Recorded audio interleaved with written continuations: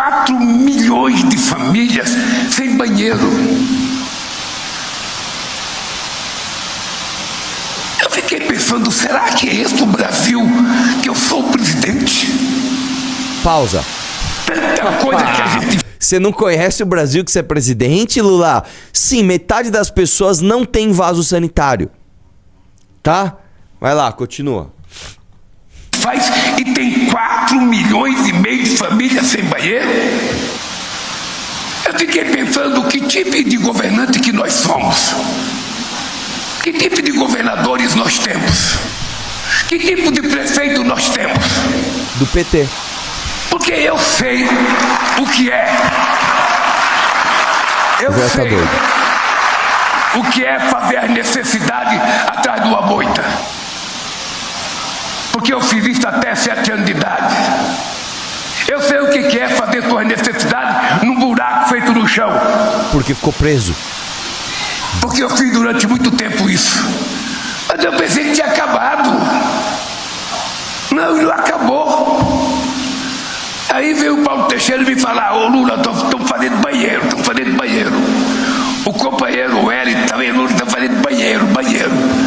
Eu cheguei ao ministro da cidade e falei: pelo amor de Deus, cara, vamos criar uma linha de crédito na Caixa Econômica, cara, pelo amor de Deus, para fazer reforma, para o cara fazer um banheiro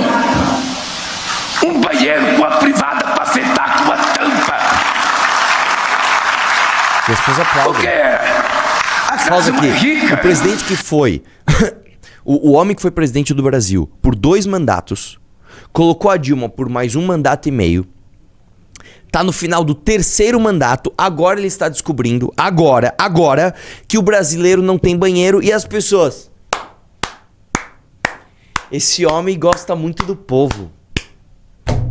Pois é, Lula, aí do Palácio do Planalto com seus lençóis, né, que você pagou aí 200 mil reais com dinheiro público, talvez não dê pra ver isso, né?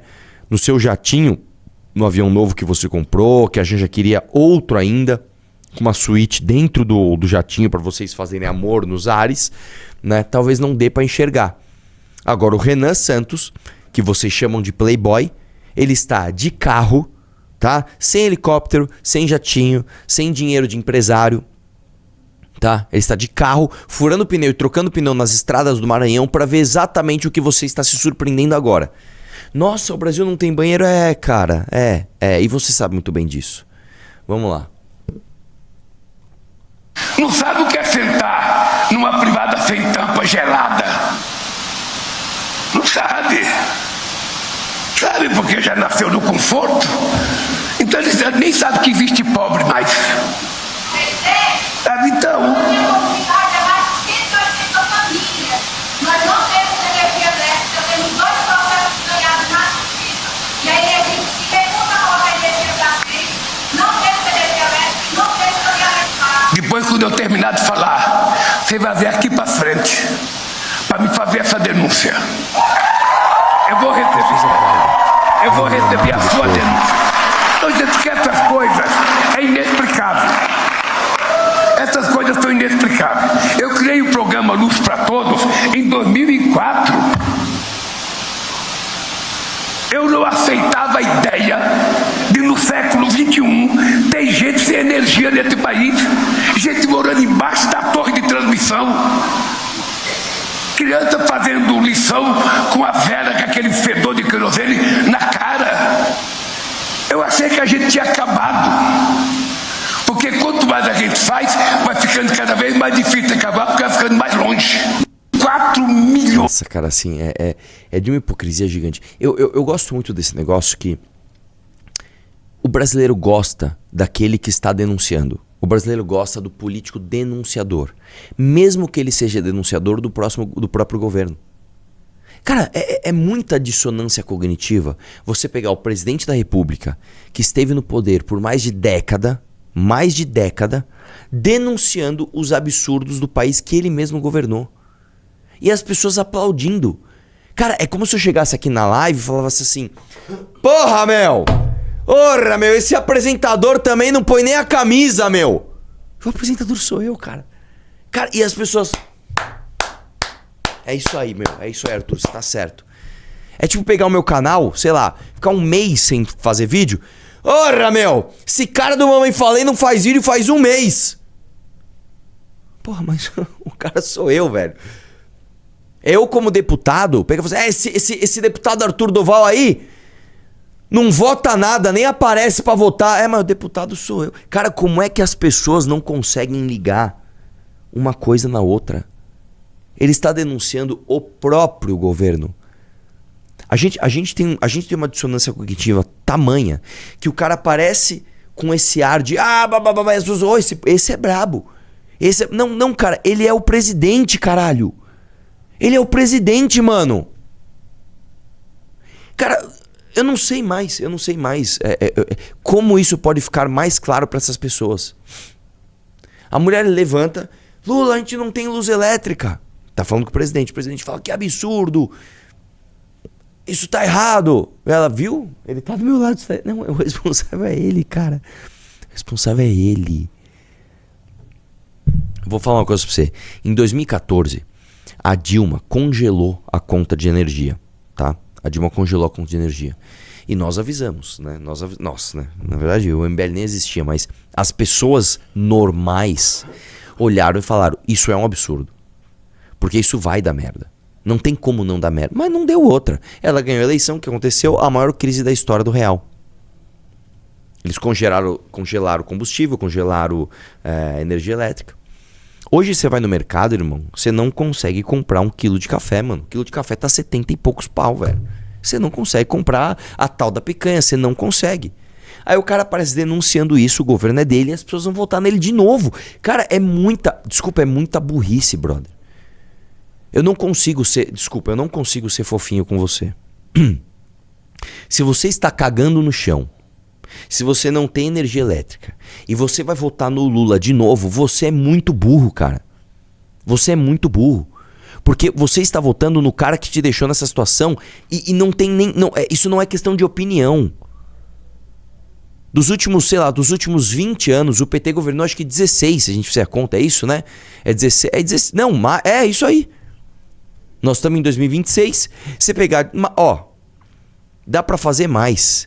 Se você pegar dos últimos 30 anos, a maior parte do governo do Brasil foi nas mãos do PT. Dos últimos 30 anos, cara.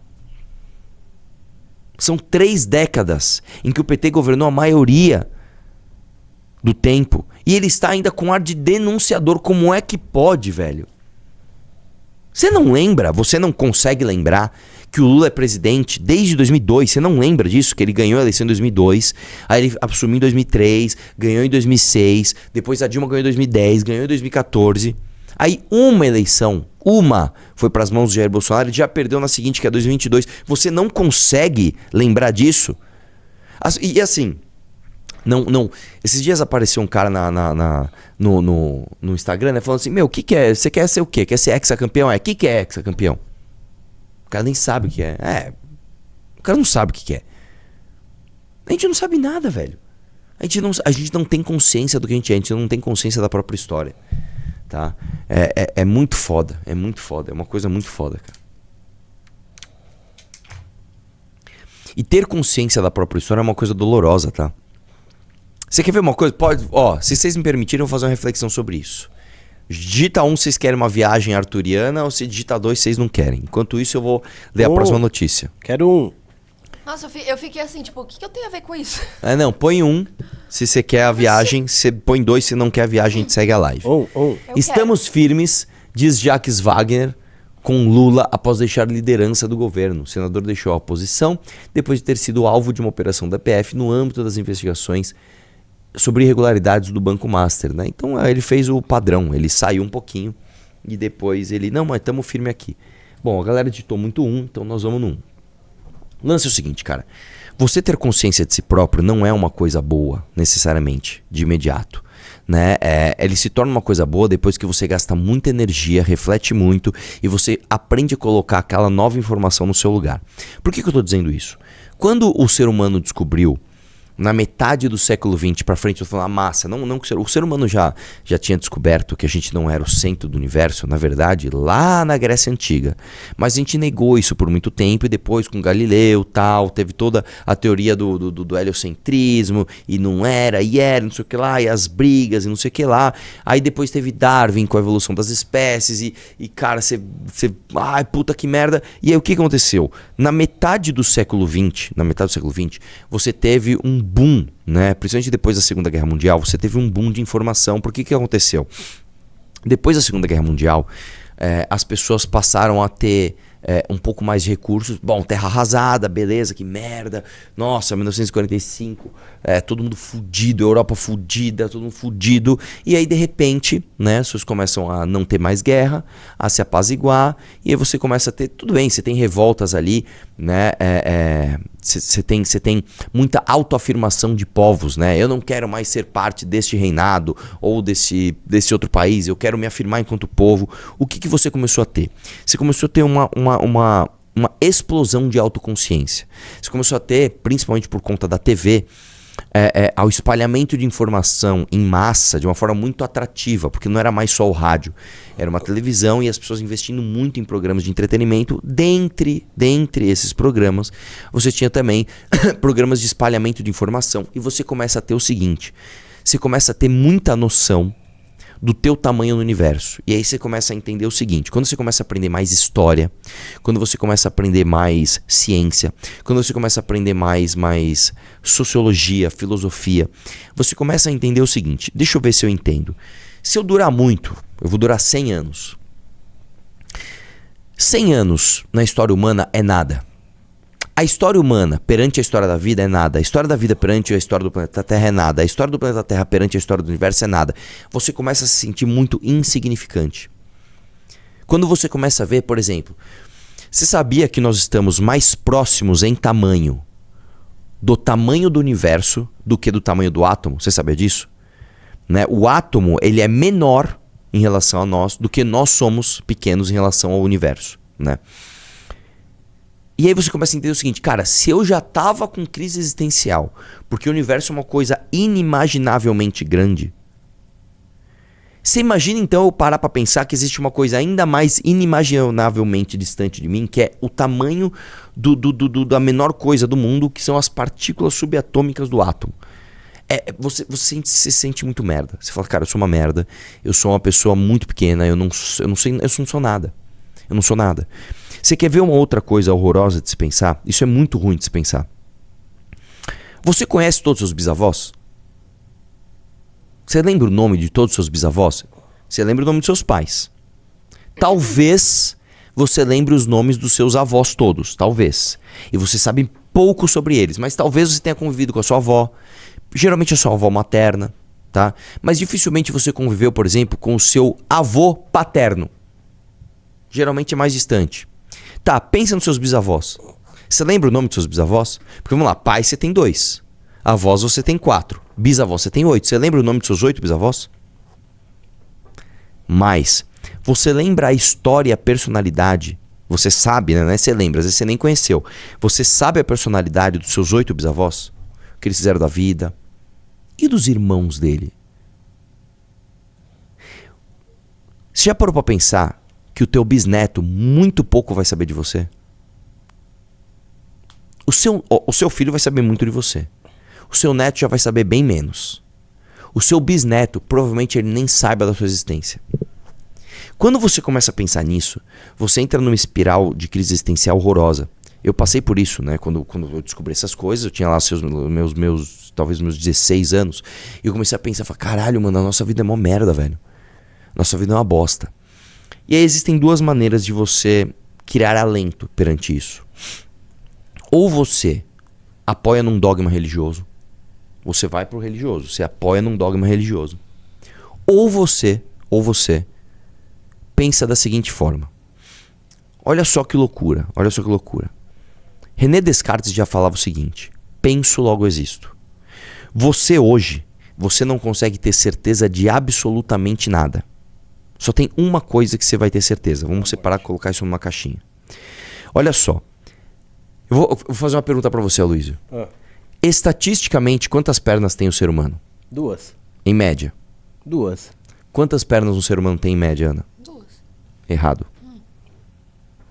Por O quê? ser humano tem menos de 2 pernas. Por quê? Em média. Porque tem algumas pessoas... Quantos ser humanos você conhece que tem 3 pernas?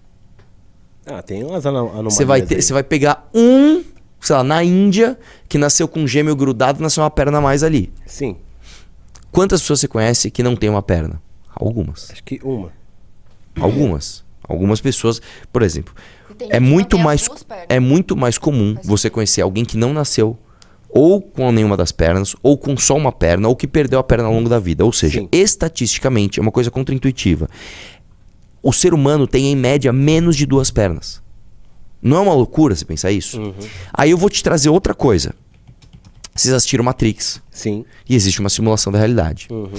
Estatisticamente, matematicamente, é mais provável que nós aqui todos vivamos numa simulação, dentro de uma simulação, dentro de uma simulação, dentro de uma simulação, do que na realidade de fato. É, eu vi essa teoria no X. Eu vi. Estatisticamente, é mais provável que a gente esteja numa Matrix, dentro de uma Matrix, dentro de uma Matrix, do que na realidade de fato. Por que, que eu estou dizendo isso? Quando você volta para René Descartes, você pensa o seguinte, você não... Descartes. Não, é Descartes. Descartes. Descartes, você não consegue ter certeza nem de que a sua mão existe. Você não consegue ter certeza que isso aqui, na verdade, não são apenas sinais que estão enganando seu cérebro.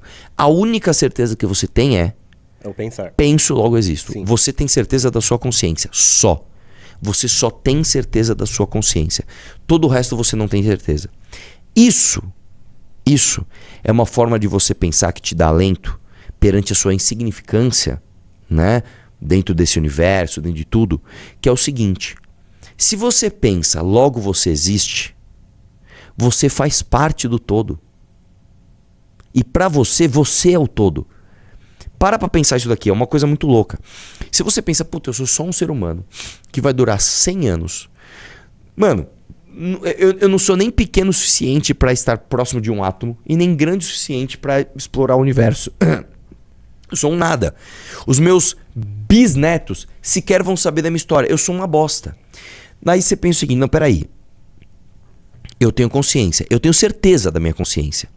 Se eu tenho certeza da minha consciência existe. Se a minha consciência existe, o todo da existência só é contemplado a partir da existência da minha consciência. Então eu faço parte do todo. Então peraí, eu faço parte da grandeza. Entendi. Você entendeu? Então você não é insignificante. Na verdade, o contrário. Você faz parte do todo. E o todo não existiria sem você. E você não existiria sem o todo. É como se fosse um carro onde sem uma roda o carro não anda. Sim, depende de mim, né? Depende de mim. Só que você não... Aí o mais louco de tudo é... Você não sabe se você é um pneu, se você é uma roda, se você é um volante, ou se você é o motor do carro, ou se você é o carro em si. Porque aí a gente cai em outro problema. Se eu pegar o carro, eu tiro as 4 rodas, ainda é um carro? É um carro. Se eu tirar o motor, Ainda é um carro. tirar o volante, Ainda é um carro. tirar os bancos, Ainda é um carro. tirar os vidros, Ainda é um carro. tirar uma porta, Ainda é um carro. tirar todas as portas, Ainda é um carro bem velho. tirar o capô e tirar a pintura, Ainda é um carro. tirar toda a parte elétrica. Ainda é um carro. Não é, aí você ficou só com o chassi. Em que momento ele deixa de ser um carro? Aí você começa a parar o seguinte: onde está a fronteira do eu e o todo? Não existe a fronteira. Essa é a beleza da coisa. Não existe.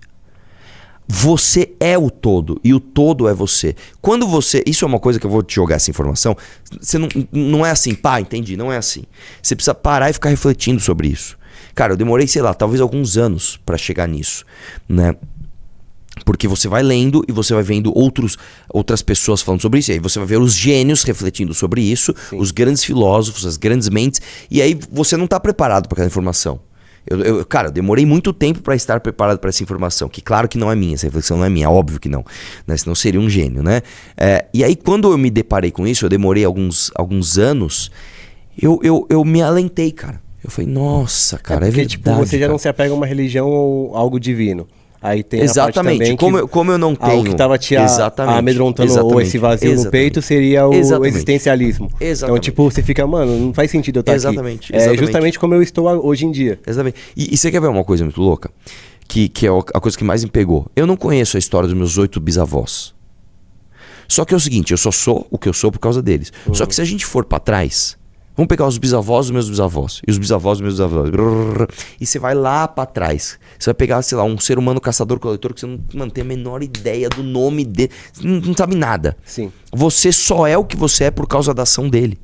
E todas as próximas gerações só serão o que serão por conta da sua ação hoje. Então você é o todo.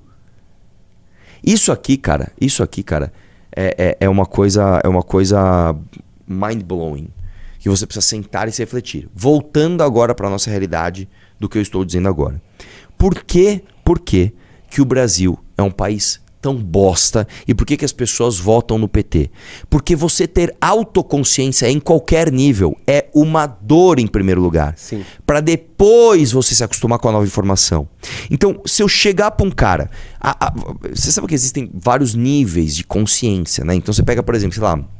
uma pessoa muito conscienciosa, uma pessoa que dedica a sua vida ao bem para o outro. Essa pessoa tem um nível de consciência muito foda. Se você pegar, por exemplo, um mendigo, um cara que não consegue ter a consciência que se ele largar aquele cobertor de manhã, à noite ele vai passar frio de novo, são níveis de consciência muito, muito distantes. Você chegar para esse cara, para esse mendigo e falar, cara, o nível de consciência mais básico que tem, se você não preservar o cobertor que você passou coberto essa noite...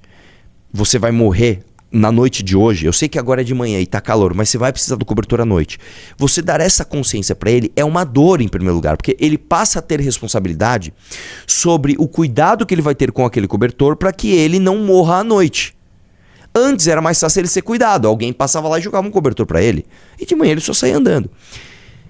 A dor da consciência, ela é maior em primeiro grau, quando você apresenta uma nova informação, do que o dor da consequência de você não ter aquela consciência. Então vamos lá. Tá de manhã, tá calor, o cara larga o cobertor. Quando chega à noite, ele vai sentir frio. É uma dor física, uma dor horrorosa. Entenda, ele aprender que ele tem uma responsabilidade sobre o cobertor que vai livrá-lo da dor do frio à noite, é uma dor maior do que o próprio frio. Você entendeu? Esse é eu tô falando do primeiro nível. Quando você vai subindo, quando você vai falando, cara, você tem que ser uma pessoa honesta. Porque se você roubar os outros, você está criando um mal é um nível de consciência altíssimo. Então é muito ruim. Você fala, puta, cara, eu não posso roubar, velho, porque é errado. Porque vai foder as outras pessoas, porque é uma dor. É um aprendizado que ele é doloroso. É como se você pegasse um músculo que nunca foi exercitado, você vai exercitar ele a primeira vez, vai doer pra caramba. Então, você ir criando essa consciência é uma coisa dura. E o Brasil é um país de baixíssima conscienciosidade. Então, quando você pega, por exemplo, uma pessoa que ela tem que entender, que ela tem, sei lá, essa mulher que reclamou, ela tem uns seus 30 anos. Ela passou a maior parte da vida dela sob o governo do PT. Pra ela entender que, peraí, o cara que eu estou reclamando é o cara que me deixou nessa situação, é uma dor. É mais fácil você gastar menos energia em simplesmente reclamar com o teu traidor. Né? Tem uma frase do Cazuza que é o seguinte, ele fala assim, encontro um abrigo no peito do meu traidor, faz parte do meu show. É basicamente o seguinte, é você se anestesiar, você se distrair, porque é mais gostoso, porque é um conforto, mesmo que você encontre o alento no peito do teu traidor. Então, o que eu tô dizendo é, a dissonância cognitiva, a tal da dissonância cognitiva, ocorre não porque essas pessoas são biologicamente incapazes de entender aquilo, não é isso. Eles têm um cérebro que é perfeitamente capaz de usar a cognição e falar, esse cara é um filho da puta, certo? Só que é mais energeticamente, né, dispendioso você aprender isso. Então, eu fiz essa viagem toda pra você entender que é o seguinte, no fundo, velho, você não votar no PT, você não votar no Bolsonaro, é um ato de dor, é um ato de autoconsciência, é um ato de puta que pariu, vou ter que exercitar uma coisa que eu não queria exercitar. E não é à toa que quando você pega as pessoas mais velhas, que elas estão mais cansadas, o cérebro já passou por muita coisa, é uma dor gigante ela desapegar, sei lá, do Bolsonaro e falar, puta, esse cara na verdade é um traidor, eu vou ter que tentar uma coisa nova ainda. É uma dor, é um trabalho, é uma puta que pariu. É porque é algo que a pessoa acredita, né? Então, tipo, quando você fala assim pra pessoa, não vote nessa pessoa, sendo que você acredita, ou, tipo, por exemplo, não acredita em Deus sendo que você acredita, acho que machuca isso. Sim. Só uma coisa, a Flávia não entendeu. Mano, não bota panos quentes. Desonestidade não é falta de consciência, é falta de caráter. Flávia, minha linda, entendo o que eu estou dizendo.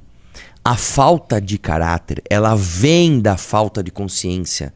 Porque ter a consciência é algo dispendioso em termos energéticos, é algo doloroso em termos de aprendizado.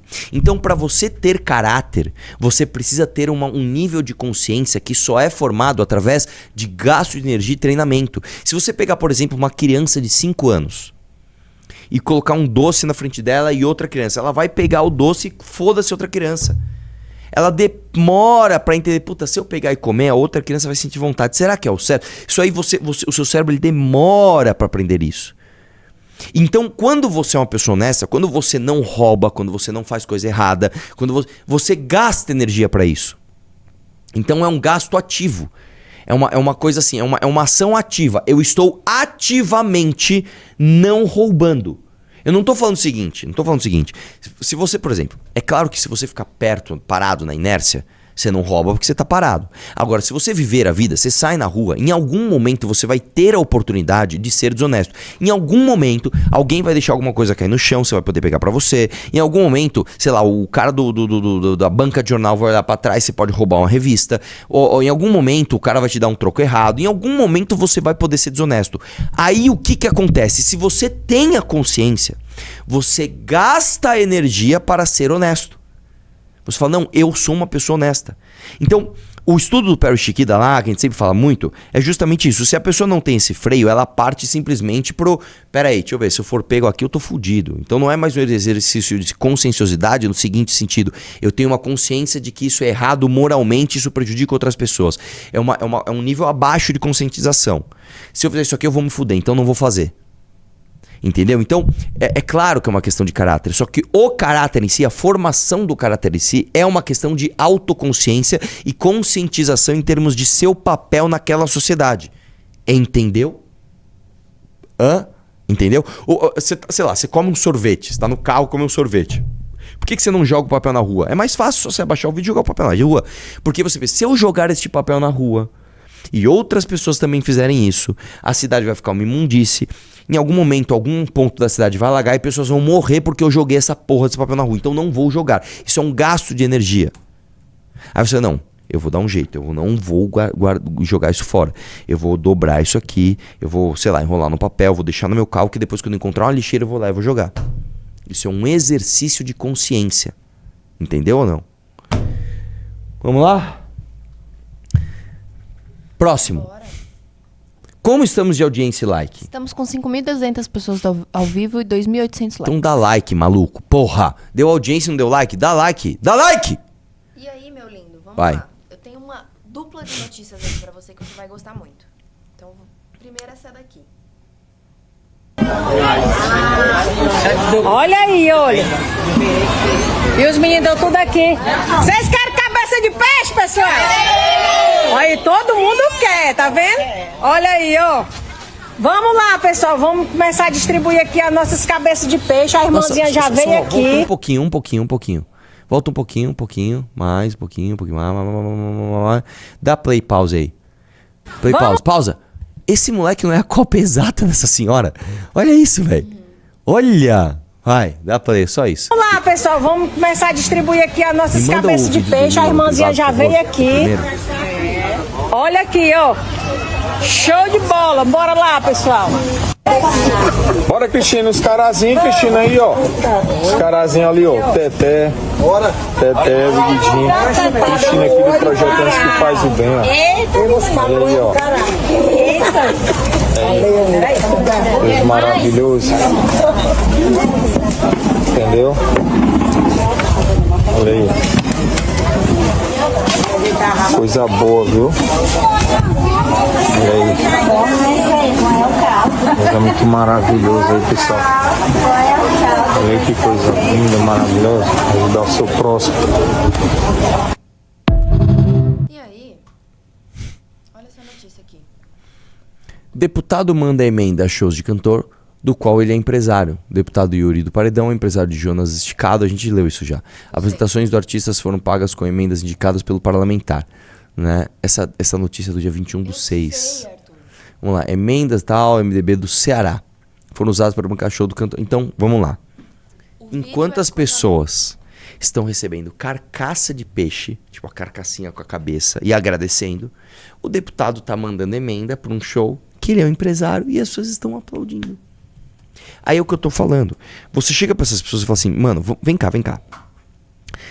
Sabe aquela satisfação instantânea que você deve receber uma carcaça de peixe? Então, isso é uma merda, tá? Isso aqui é uma esmola, isso aqui é um lixo. Isso aqui é uma coisa que isso aqui era pra ir pro lixo. Isso aí era pra fazer ração de porco, tá? Sabe o show que você se divertiu pra caramba?